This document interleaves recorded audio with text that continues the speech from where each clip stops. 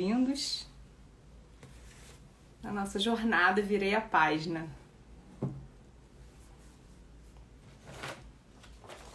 Para quem não me conhece ainda, eu sou Cíntia Barbosa, eu sou psicóloga há 18 anos, trabalho aí com grupos de mulheres já há 16 anos, atendo em consultório também há 18 anos, já tenho uma trajetória aí.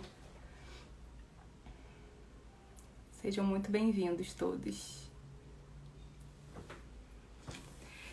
Eu fixei aí o comentário, né, pra gente poder, pra quem entrar e ficar sabendo do que se trata, né? Então, hoje é a aula 1 da nossa jornada.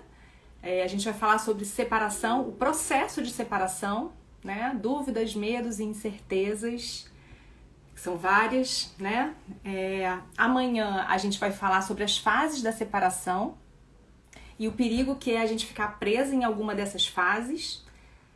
E na sexta-feira, que é o último dia, a gente vai falar como se reconstruir e se reencontrar, né, depois de um término. Reconstruir a nossa identidade, resgatar quem a gente é nesse processo, né, que é um processo tão doloroso, né, e a gente muitas vezes fica perdido, né, fica perdido da gente. Eu queria pedir aí para vocês compartilharem, né, botar o aviãozinho aí para as pessoas que vocês acham que possam se beneficiar aí do conteúdo, né, desses dias.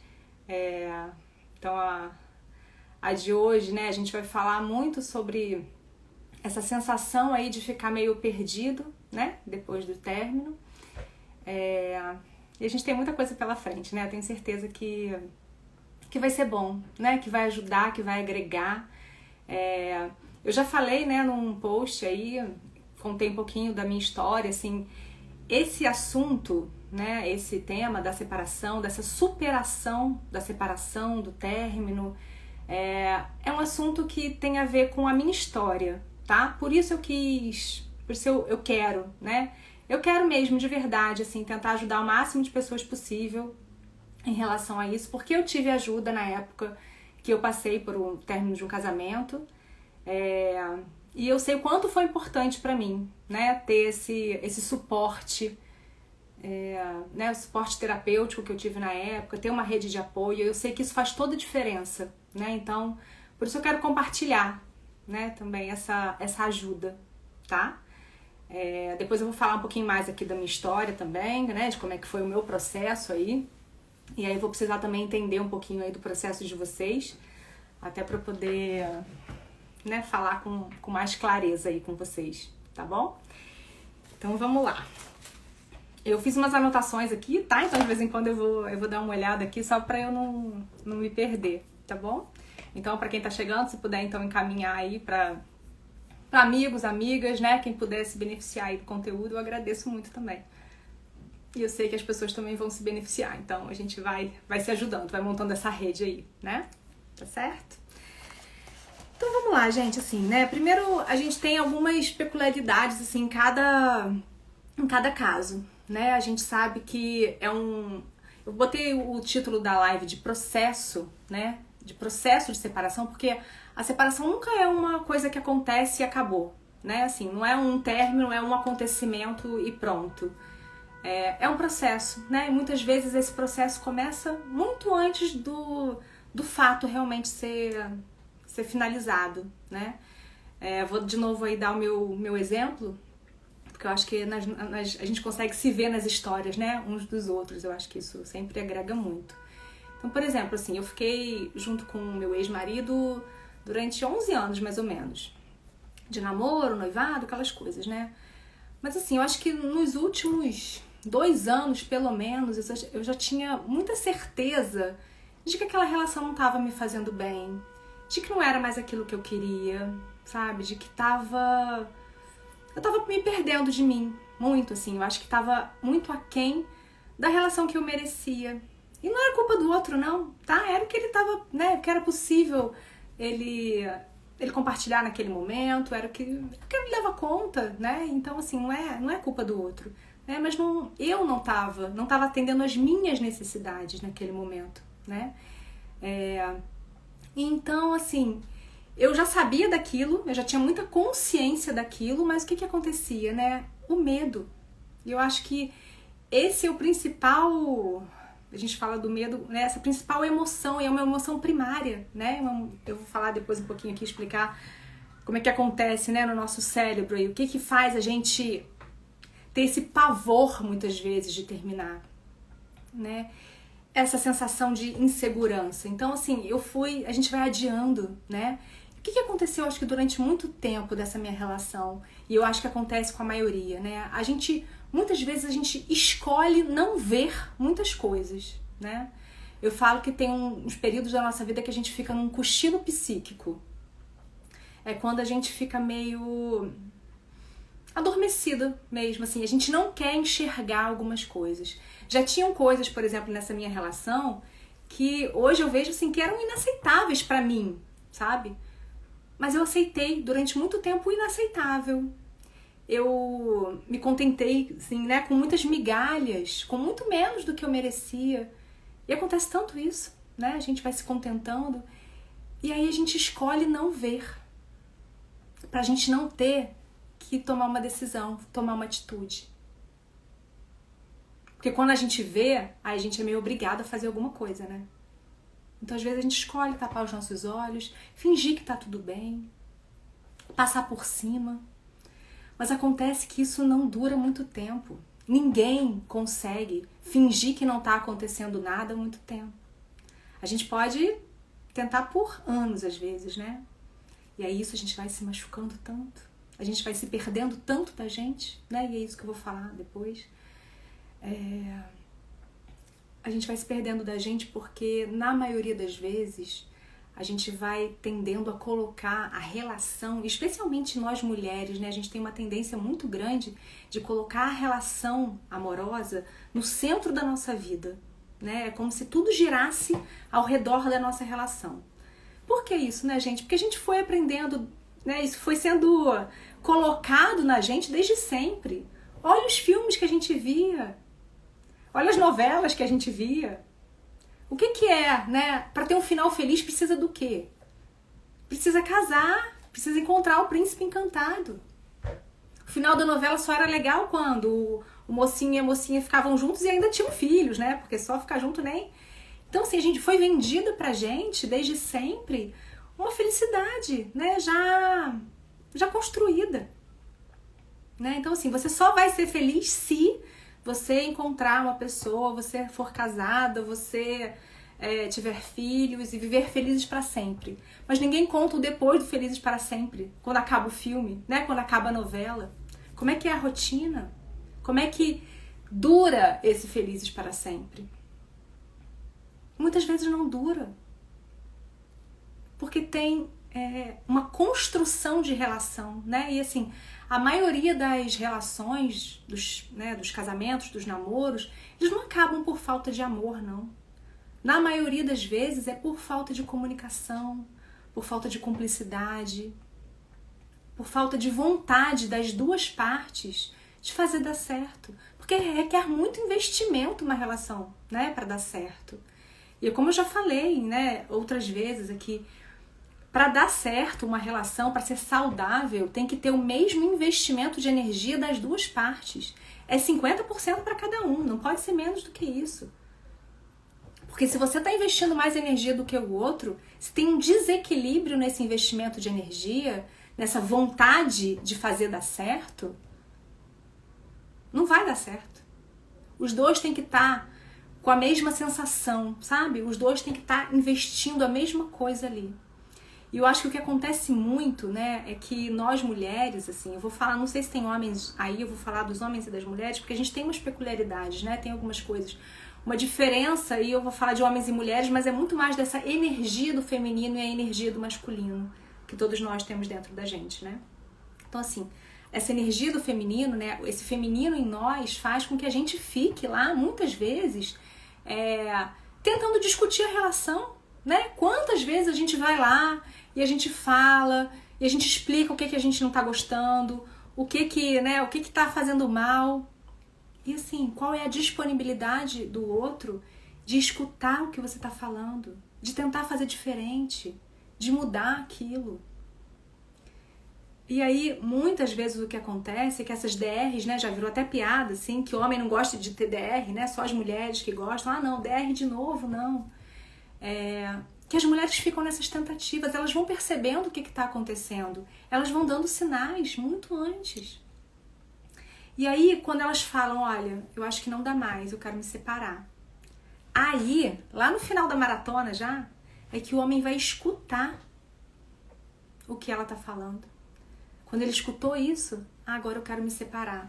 Aí que ele vai se dar conta. E aí, muitas vezes, ele vai nesses... Né, tem a maratona toda, nesses 100 metros finais aí, é que ele vai querer correr atrás do prejuízo, né? Aí ele vai querer ser tudo aquilo que ele não foi naquele tempo todo. Né? Tudo aquilo que você pediu, que você queria, né, fazer essa... aparar as arestas da relação, né? Porque isso é necessário de tempos em tempos, a gente precisa entender quais são as necessidades de um, quais são as necessidades do outro. E aí lá na frente, no finalzinho, né? Aí quando ele se dá conta de que vai perder, aí não, então peraí, então eu vou fazer diferente. Mas aí já não dá mais na maioria das vezes, né? Assim, é como se fosse um cristalzinho que já foi quebrado. Eu lembro de uma experiência na faculdade que a professora pedia pra gente pegar uma flor. É uma relação, né? É aquele amor quando começa. E aí ela pedia pra gente separar a flor. Separa as pétalas, agora separa o miolo, separa o caule, a folha. Agora tenta juntar tudo. Cola, usa tudo que você puder pra colar aí. Cola, durex, o que você quiser. Vê se vira flor de novo. Não vira. Pode ser tudo, menos uma flor de novo. Eu acho que é isso que acontece muitas vezes, sabe? Assim, quando já tá despedaçado, né? Assim, aí não dá mais pra juntar esses pedaços. E aí eu queria que vocês que estão aí me dissessem, né? Eu não sei se vocês estão no processo do término, né? Se vocês já concretizaram essa separação, ou se vocês ainda estão nesse processo. Queria que vocês escrevessem aí pra mim, só pra poder ter uma ideia, né? De como é que vocês estão. Quem se sentir à vontade, lógico, pra compartilhar isso. Só botar assim, ó, já terminei há tanto tempo, a minha relação já acabou há tanto tempo, porque às vezes não partiu de você, né? E aí tem essa diferença também de... Coloca então aí pra mim, se você já tá separada, né? Ou se você tá nesse processo da separação, né? Ainda não finalizou, né? Ainda não foi uma coisa definitiva. Tá, então o pessoal já tá colocando aqui. Porque tem uma diferença também, né, gente, nessa questão que eu tô falando, quando a gente que toma a iniciativa do término, né? Essa responsabilidade, a gente assume essa responsabilidade de terminar. É diferente normalmente os sentimentos, porque muitas coisas, né, Tá, então... A maioria, né, que escreveu aí já tá separado mesmo, né? Já terminou essa relação. Algumas pessoas estão no processo, mas são menos. Tá, uma pessoa falou que tá tentando e não tá conseguindo. Então tá, eu vou... Só pra eu poder me localizar aqui, né, e falar mais especificamente aí pra vocês. Então, o que acontece? Né? Normalmente, quem toma a decisão de se separar, né, o sofrimento é maior durante esse processo da decisão, né? Então, enquanto eu tô... Por exemplo, eu fiquei 2 anos praticamente lutando contra mim mesma, assim, sabe? Porque é aquela indecisão, né? Essa coisa da incerteza que eu falei. Uma parte minha queria muito, porque já tinha consciência disso, e uma parte ficava apavorada só de pensar em me separar, pela insegurança e pelo medo que aquilo me trazia, o medo da mudança mesmo, né? E para quem acontece, né, que a outra pessoa toma a decisão, eu acho que fica muito um sentimento aí de rejeição, muitas vezes, né? Acho que são picos, né, gente? Assim, são muitas emoções misturadas, né? Acho que vem medo dessa mudança, dessa incerteza, vem raiva muitas vezes, né? Às vezes é uma raiva do outro, às vezes é uma raiva da gente, como que a gente se sujeitou àquilo durante tanto tempo. Às vezes é uma raiva porque teve uma traição, ou foi, né, foi um término muito doloroso, não foi um término leal, digamos assim. Eu acho que essas incertezas, né? A gente se pergunta muitas coisas, né? Quando a decisão vem da gente, mas e se eu me arrepender? E se eu for ficar sozinha? Até anotei aqui algumas... Aí depois vocês vão falando aí também. Então, assim, eu acho que tem tanta, né? Tem tantos medos que assombram. E aí eu queria falar pra vocês a gente tem três estruturas no nosso cérebro. A gente tem o cérebro basal, que é o cérebro que a gente chama de reptiliano. Reptiliano porque os répteis também têm e a maioria dos outros animais também tem. Ele tá muito ligado aos nossos instintos.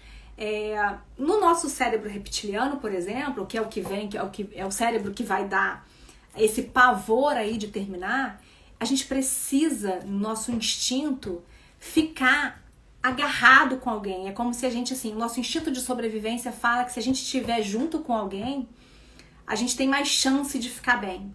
Então dá uma sensação de segurança, sabe? E é aquilo já conhecido, né? Então, assim, a gente já conhece. Pode estar péssimo, pode estar horrível, né? Você já sabe, você já tem muita consciência de que aquilo não te faz bem, mas já é conhecido. Então, pelo menos assim, esse mal eu já conheço, então eu prefiro permanecer. Nosso outro cérebro, digamos assim, eu tô fazendo, né, falando assim didaticamente só pra vocês entenderem, como se fossem três estruturas diferentes, porque foram... É a nossa evolução cerebral, tá? O outro é o sistema límbico, né? Que faz... que são as nossas emoções, é a forma que a gente lida com as nossas emoções, que a gente processa o que a gente está sentindo, tá? E o último, né, que é o que faz da gente, que diferencia a gente dos outros animais, que é o neocórtex, né? Que é a nossa razão, tá? Então a gente tem essas três estruturas dentro da gente. E o que acontece? Muitas vezes, para a gente tomar a decisão de uma separação, a gente já elaborou um pouco do que a gente está sentindo, a gente já conseguiu ter consciência do que a gente está sentindo, né? Então, assim, eu sei aqui que essa relação não tá me fazendo bem, que eu tenho me sentido, né, invalidada, não tem cumplicidade aqui, às vezes, né, outros sentimentos estão rondando ali, mas não é mais admiração, não é mais amor, muitas vezes, às vezes é o costume ou o sentimento de posse que fica ali, né? E aí você já tem as razões, você já conseguiu passar aí pro neocórtex, né? Você já tem as razões para você se separar, né? Assim, você já sabe racionalmente que o melhor para você, pro seu futuro, né, pro seu caminho, seria conduzir a sua vida sozinha, porque você tem muito mais chance de trazer mais luz para sua vida, né? De ser mais feliz. Mas o que acontece? Já tá tudo esquematizado, né? Você já sabe, você já sente, mas aí quando você vai tomar a decisão, ou logo, às vezes acontece isso depois que você tomou a decisão, vem lá o cérebro reptiliano, né? O cérebro basal, que vai falar, não, pelo amor de Deus, a gente entra em pânico, a gente entra em pane, com essa sensação de desamparo que a gente fica. É visceral mesmo, né? E assim, eu tô falando porque eu senti isso e a maioria das pessoas que eu converso ou que estão passando por isso tem essa sensação, assim, de desespero, né? Não, eu preciso voltar, o que eu fiz? Né? Aconteceu isso comigo, assim, eu já tinha tomado decisão, eu tava na terapia, falei, assim, já tava muito claro pra mim tudo, mas aí eu falei que eu ia me separar, decidi e voltei atrás. Aí o meu terapeuta na época, Cintia, não é possível, você veio aqui, já tava tudo certo, você falou que ia se separar. E aí eu fui uma semana depois, eu tinha acabado de alugar um apartamento no Rio com ele. Eu falei, o que aconteceu? O que aconteceu foi esse pavor. Me deu pavor, sabe? E aí eu precisei tomar coragem, né? Durante mais um tempo. Eu precisei... O que é necessário nesse momento, gente? É a nossa razão falar mais alto do que esse desespero. Né? E tem outras estruturas que eu vou falar aqui pra vocês, que a psicologia ajuda a gente muito nisso.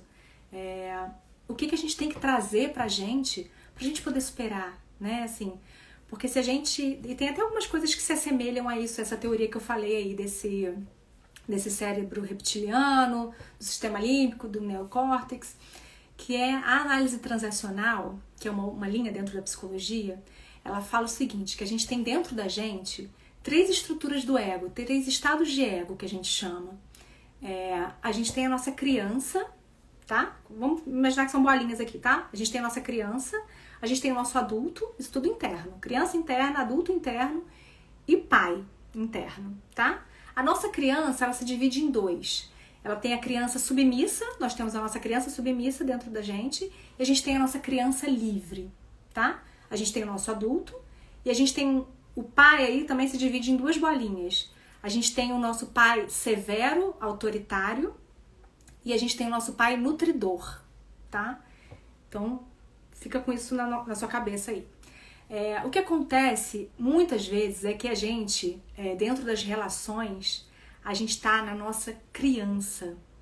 E na maioria das vezes não é na nossa criança livre. A nossa criança submissa é aquela criança, né? É como a gente foi criado, na verdade, né? E é por isso que é muito importante a gente sempre olhar a nossa história, porque as nossas relações amorosas vão identificar, né? Vão se identificar com várias coisas da nossa história, né? Então, assim, é importante. Depois tem uns exercícios que eu posso, né, compartilhar com vocês, pra gente olhar lá pra trás pra nossa história e a gente entender quais são os gatilhos, né? O que pega pra gente se envolver com cada pessoa aí. Nossa vida é uma espiral, gente. A gente tem que aprender várias coisas sobre a gente, não é sobre o outro não, a gente tem que aprender sobre a gente. E se a gente não aprende numa volta do espiral, na próxima aquilo volta, até a gente aprender o que a gente precisa aprender sobre a gente, tá? Vamos voltar lá pra criança. Então assim, a nossa criança ser submissa é tudo aquilo que foi alimentado na gente durante a nossa vida sobre a nossa insegurança, sobre a nossa incapacidade de fazer as coisas. Muitas vezes está relacionado à nossa baixa autoestima. É aquela sensação que a gente tem de eu não dou conta. Sozinha eu não dou conta. A gente normalmente transfere, né, esse papel aí do cuidador, né, que era dos nossos pais, vai pro parceiro ou pra parceira. É como se o outro tivesse que cuidar, porque se a gente, como se a gente nesse estado criança, a gente não se sente capaz de ser o nosso próprio cuidador, né, de fazer as coisas pela gente, de dar direção na nossa vida. A gente fica nesse papel da criança, nessa coisa meio indefesa, sabe? E aí uma coisa que fica, um sentimento que fica muito forte quando a gente tá na nossa criança submissa, é porque a gente tem pena da gente. Como a gente tem pena da gente, né, gente? Enquanto a gente fica com pena da gente, a gente não consegue viver a vida que a gente tá destinado a viver. A gente não consegue se tornar protagonista da nossa história. A gente fica como vítima, né? Vou falar mais disso depois. Na última aula, na sexta-feira, eu vou falar bastante disso, tá? Então, assim, a gente precisa começar a resgatar, né? A gente tem essa criança submissa, porque normalmente quando a gente tá aí numa dificuldade de superar um término, a gente tá na nossa criança submissa. Não consigo, não posso. Sabe aquela criança que fica encolhidinha? Pensa em você encolhidinho num canto, né? Chorando, porque você acha que você não dá conta. Só que o que a gente tem que ver é que mora dentro da gente também a nossa criança livre. A nossa criança livre é aquela que quer ter prazer na vida, sabe? Que quer conquistar o mundo, né? Que quer... Imagina uma criança assim, muito bem, sabe? Quando você chega num parque de diversão, é a vida. Vamos lá, gente, vamos aproveitar tudo que tem aqui. Esse é um universo de infinitas possibilidades que eu tenho pra mim. Então vamos, é corajosa, ela se aventura nas coisas. Eu vou tentar, vamos lá. Não tem medo da mudança, né? Ela arrisca, ela vai de peito aberto para as coisas. Essa é a nossa criança livre e ela mora em cada um de nós. Mas dependendo do quanto ela foi alimentada, digamos assim, durante a nossa vida, ela vai estar lá escondidinha em algum lugar. E aí essa criança submissa vai estar tomando conta. Não, fica quietinha aí. Deixa que eu comando. Né? Então a gente precisa trazer o quê? A gente precisa trazer a nossa criança livre. Mas antes da gente trazer a nossa criança livre, a gente precisa trazer o nosso adulto. O nosso adulto é que vai racionalizar as coisas. É que vai ponderar as coisas. É ele que ajuda a gente nas questões que a gente tem que, nas decisões que a gente tem que tomar na nossa vida, né? a gente já sabe porque a gente já sente, né? Então, assim, como é que você toma consciência do que você tá sentindo? Tirando o medo, tá? O medo é o grande vilão. Às vezes algumas pessoas me perguntam, né? Ai, será que eu devo voltar? Tô meio na dúvida se eu devo voltar com meu ex ou não. Responde mentalmente. Se a sua resposta tiver qualquer relação com o medo, se esse medo aparecer aí na sua resposta de algum jeito, porque eu tenho medo de ficar sozinha, porque eu tenho medo de não encontrar outra pessoa. A resposta é não, você não deve voltar. Nenhuma decisão baseada no medo é uma decisão sábia, gente. Tá? Guarda isso. Eu queria passar um exercício aí pra vocês agora, se vocês tiverem papel e caneta perto. Queria que vocês escrevessem todas as razões pelas quais esse relacionamento terminou. Seja, né, tenha sido você a tomar a iniciativa, seja tendo, né, sido iniciativa do outro, foi um processo de qualquer forma, né? Então, assim, tem razões para essa relação não tá aqui mais, né? Não ter durado. Então, eu queria que você escrevesse todas as razões pelas quais a sua relação terminou. Todas. Coloca no papel isso. Isso não pode ficar só no mental, porque senão a gente fica lá, né? A gente fica se enchendo de coisas, né? A cabeça fica lotada, a gente fica às vezes mais confusa do que antes. Então, assim, é sempre bom a gente colocar no papel o que a gente precisa visualizar, pra gente ter clareza das coisas. E esse papel vai ser importantíssimo lá na frente, né? Quando a gente fala das fases do luto, tem uma fase que é a barganha, e eu vou falar disso amanhã.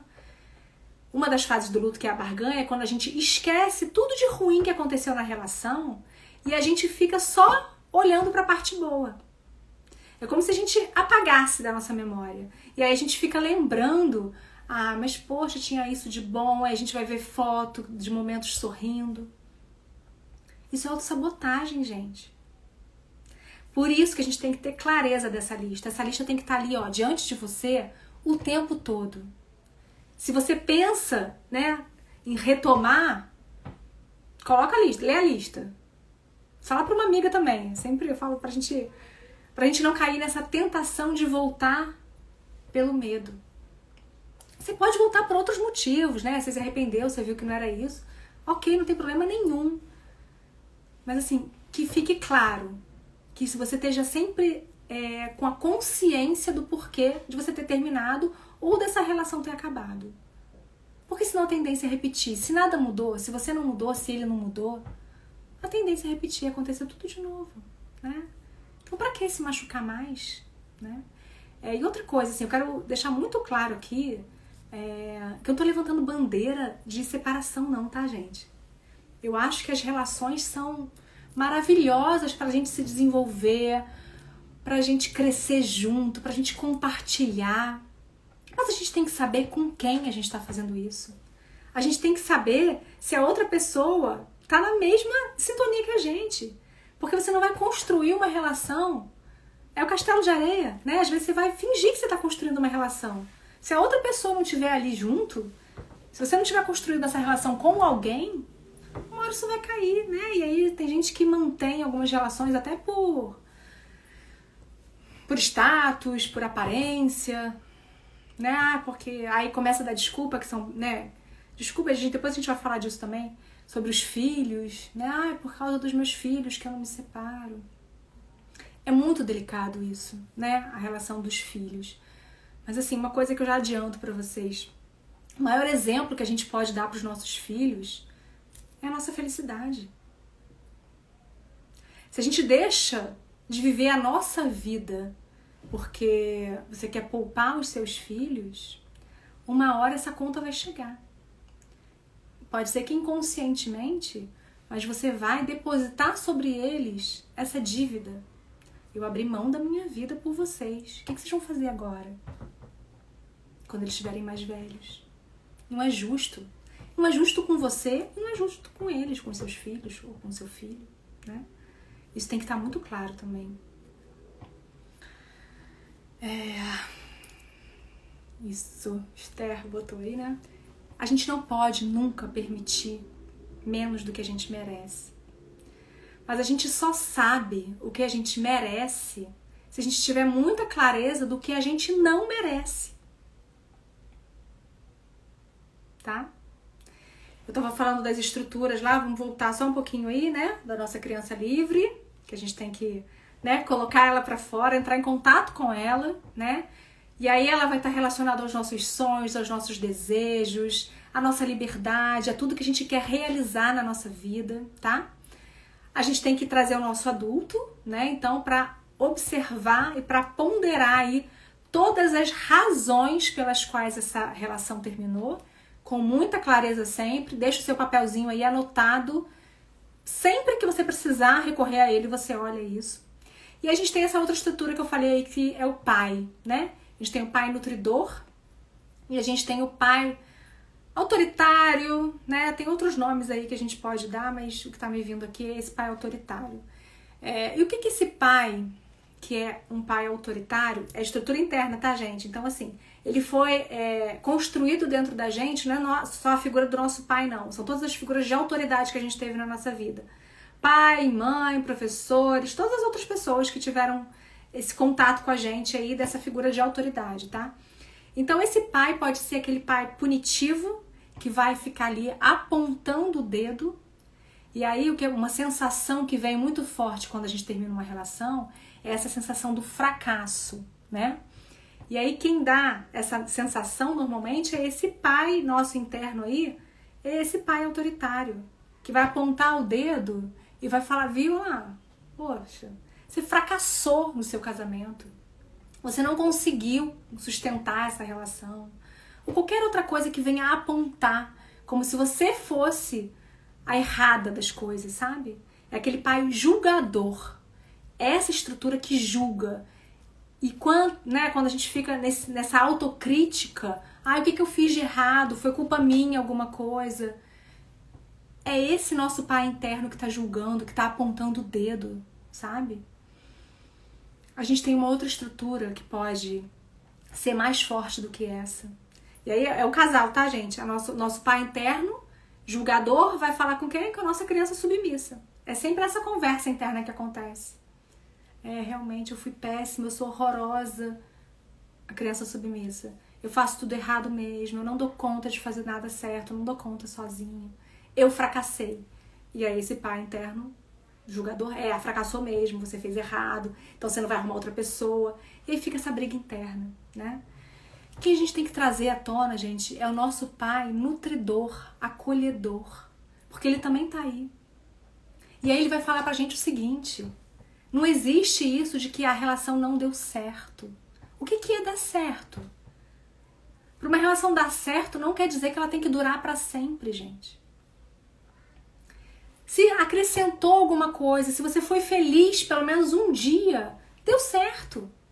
Se você aprendeu alguma coisa com essa relação, deu certo. Se te desenvolveu de alguma forma, deu certo. Se você não saiu dessa relação da mesma forma que você entrou, já deu certo. Experiência, gente. E a gente tem grandes mestres nas nossas vidas, e esses mestres são essas relações ruins que a gente passa. Tem um teórico que fala que todo mundo passa, pelo menos, ou deveria passar, né? Pelo menos por uma relação muito ruim, por um emprego muito ruim também. Porque são ritos de passagem. Porque quando acontece isso, quando a gente passa por uma relação muito ruim, que machuca mesmo, que faz mal, quando a gente passa por um trabalho, por um emprego também muito ruim, nesse rito de passagem, ele serve como um mestre pra gente aprender o que a gente merece e pra gente prometer pra gente mesmo o que a gente nunca mais vai aceitar na nossa vida. Isso é importante. Então, se essa relação que você passou serviu como mestre pra você, serviu pra te ensinar o que você nunca mais vai suportar na sua vida, o que você já aprendeu que você não merece, já foi ótimo. O emprego é a mesma coisa. Quantas vezes a gente se sujeita, né, num emprego aí que faz mal, que a gente vai carregado pra lá, que não paga bem, ou que a gente tem um chefe abusivo. O que a gente aprende com isso? A gente aprende o que a gente merece, o que a gente não merece. Por que a gente precisa se sujeitar a essas coisas? Isso vai da nossa maturidade e desse senso de auto-merecimento. E aí tem relacionado à nossa autoestima. O quanto a gente se valoriza. O quanto a gente sabe que a gente nasceu para ser feliz e não se contentar com migalhas, né? O que você tem como uma relação saudável? Tenha claro isso para você. O que é uma relação saudável para você? O que é uma relação que você mereça? Se você já tiver clareza do que você não quer mais numa relação, vai ficar muito mais fácil você ter clareza do que você deseja a partir de agora, né? Tá, eu tô olhando a hora aqui porque às vezes eu vou falando, né? E esqueço. Legal que vocês estão conversando aí, né? Sobre vocês. Eu sei que muitas pessoas, né, tinham me mandado mensagem quando uma relação é tóxica, né? Ou abusiva. Porque aí eu acho que a questão da dependência emocional fica muito mais forte, né? Então, o que é dependência emocional, né? É quando a gente está num estado aí de tanta fragilidade, e aí é exatamente essa figura da criança submissa que eu falei pra vocês, que a gente só se sente protegido, é mais do que amado, né? É como se precisasse realmente de um outro para dar a mão, de uma proteção, sabe? É como se sentisse muito incapaz na vida, né? É uma sensação de assim, o outro consegue colocar um poder sobre a pessoa, né? Que a outra pessoa se torna dependente. Dependente emocionalmente. Normalmente está muito relacionado a esses excessos, né? É um excesso de dependência, tem uma questão de possessividade muito grande, né? É como se o outro, assim, ele tem que estar ali disponível para você o tempo todo. Se ele não tiver, você fica em desespero, né? Assim, tipo, alguma coisa vai dar errado aqui. O outro tem que estar muito disponível o tempo todo. E aí tem a ver com a carência afetiva, né? Com essa sensação aí de que é como se faltasse, né? É como se tivesse um buraco e só esse outro pudesse preencher esse buraco. Esse vazio interno. Mas, gente, ninguém do lado de fora vai preencher esse vazio. É você que tem que preencher esse vazio. Porque senão você vai passar a vida procurando esse alguém aí para completar alguma coisa que não vai completar. Porque não é do outro, é nosso. Sabe aquela frase que eu já coloquei aqui no Instagram algumas vezes? Apaixone-se por você, pela vida e depois por quem você quiser. É exatamente essa a ordem. Você precisa primeiro de tudo se apaixonar por você. Depois você se apaixona pela vida que você pode ter. E aí depois, com você já completa, aí você se apaixona pelo outro. Aí tem espaço para outro, para você poder... Porque são dois inteiros compartilhando a vida. E aí foi vendido pra gente lá atrás também, né? As metades da laranja. Não. Você não vai achar metade em lugar nenhum. Você já é um inteiro. Você não precisa ser complementado. Você tá inteiro. E aí vem um outro, né? Uma outra laranja, pode ser, e vai te acompanhar aí pela vida, né? Vocês podem ter muitas coisas legais juntos. Mas a gente não pode colocar no outro essa responsabilidade de fazer a gente feliz. Ninguém vai te fazer feliz, gente. Tem uma frasezinha que eu vi esses dias, né? Já venho feliz de casa. Não precisa me fazer feliz, eu já venho feliz de casa. Aí a chance de dar certo é altíssima. Tá? A sensação é essa, tá, gente? Então, assim, a gente, por isso que a reconstrução, a superação, né, de um término, ela tem que passar pelo processo de autoconhecimento, pelo processo de autovalorização, de aumento de autoestima, de resgate e reconstrução da nossa identidade, de quem a gente é. Porque só tendo muita consciência de quem a gente é e de tudo que a gente quer, dos nossos sonhos, a gente tem que ter sonhos individuais. E quantas vezes dentro de uma relação a gente tem só os planos e os sonhos do casal? E a gente vai se anulando, vai se perdendo completamente da gente. O que a gente gosta de ver na televisão, né? Qual o filme que a gente gosta de ver? Qual a série que a gente gosta de ver? É ótimo vocês terem séries, por exemplo, de verem juntos. Mas é essencial que cada um tenha a sua série que gosta de ver, separado. Porque quando a gente está junto com o outro, a gente não pode esquecer de quem a gente é. Antes de você conhecer essa pessoa que estava com você, lembra de você lá atrás. Vai lá na sua adolescência, que é um período que a gente é muito, né, a gente está muito conectado com a gente. Ou no início da infância, no final da infância, né? Tipo lá para os 10 anos. O que você gostava de fazer? Você gostava de algum esporte na sua adolescência? Qual era o tipo de música que você gostava de ouvir? Qual era o tipo de filme? Antes dessa pessoa chegar na sua vida, o que você gostava de fazer? Você já foi um inteiro em algum momento da sua vida. Então, assim, resgatar isso, resgatar quem é você, é essencial. É imprescindível para ter uma superação, né? Para você poder retomar as rédeas da sua vida, tá? Então, assim, o que eu quero pedir para vocês é isso mesmo. Adolescente é a criança livre. Tipo, eu tenho coragem, eu vou lá, eu enfrento. E aí a minha sugestão, que a partir de amanhã, gente, assim, olha pra você no espelho todo dia de manhã e fala assim, só por hoje eu não vou ter pena de mim. Hoje eu decido não ter pena de mim. O que você faz quando você não tem pena de você? Você sai do papel da vítima, né? Tô falando que a gente não pode sofrer, que a gente não pode ter os nossos dias lá de ficar encolhidinha, de querer colo. Claro, a gente pode, faz parte do nosso processo, né? E o processo aí é individual, cada um vai saber da sua dor, cada um vai precisar de um tempo, né? E as pessoas perguntam isso também. Eu vou falar amanhã nas fases do luto, né? Quanto tempo dura um luto de separação?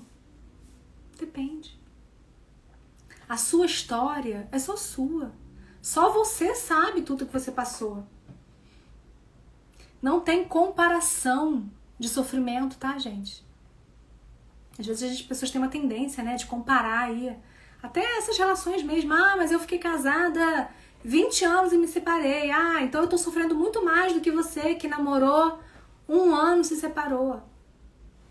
Sofrimento não se compara. A gente não sabe qual era o grau de envolvimento. Isso não tem a ver com o tempo. Grau de envolvimento, grau de dependência emocional é individual.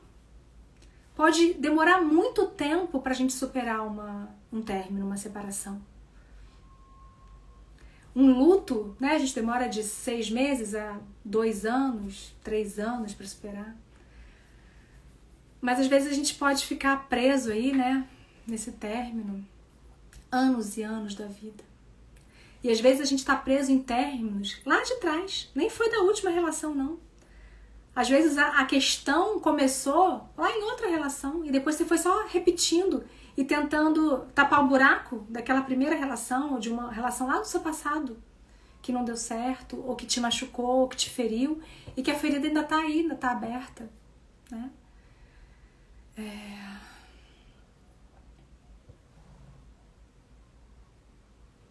Tá, Flávia mandou aqui, né? Como é que a gente conforta, né, uma pessoa que se separou e que tá sofrendo muito? Primeiro a gente acolhe, né? A gente dá o tempo dela sofrer. É o processo dela, como eu falei, né? A gente não tem como interferir e falar, pronto, já passou, vamos lá. Acolhe o processo, entende o que está acontecendo ali, né? Respeita o processo, deixa ela respeitar o processo dela também. E depois disso, é autoconhecimento. É o que eu falei aqui, a gente tem que investir em olhar pra gente, investir em olhar pra dentro. Esse é o processo, não tem outro caminho que não seja esse. E aí as pessoas falam também, né? Ah, tem um tempo certo pra gente voltar a se relacionar depois de um término? Não. Você pode começar a se relacionar de novo com outra pessoa logo depois? Pode.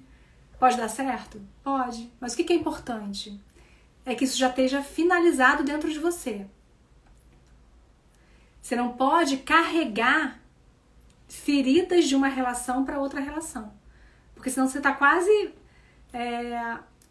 né, essa próxima relação está fadada ao fracasso praticamente. Né? Porque você vai estar carregando tudo. É até normal, a gente fala, né? Dentro da psicologia mesmo, e é muito comum acontecer a gente, das nossas experiências, lógico, né? A gente tem as nossas experiências e a gente querer fazer o oposto na próxima relação, né? Se você era uma pessoa que era muito submissa na relação, por exemplo, que cedia muito o tempo todo, pode ser que numa próxima relação você vá para o extremo oposto, né? Aquilo me fez tão mal que eu vou fazer exatamente o contrário na próxima. Não, ninguém manda em mim, e às vezes até ficam nesses polos, né? Até as coisas exageradas. Lógico que o ideal é um caminho do meio aí, né? Mas por isso que a gente tem que estar com muita clareza e com essas feridas muito bem trabalhadas, muito cicatrizadas, pra gente poder estar inteira numa nova relação, né? Porque assim, não dá pra tapar buraco, né, gente? Tá? Já vou começar a encerrar aqui, né? Porque senão o Instagram vai fechar também. Queria agradecer muito a todo mundo que entrou aí, que participou. Vou tentar depois ler os comentários. Então, assim, a gente tem muita coisa para falar, né? Tem muito conteúdo ainda que eu quero passar para vocês. A gente tem amanhã, então, o nosso encontro marcado de novo, tá? Às 8 horas. Então, amanhã e sexta-feira, tá?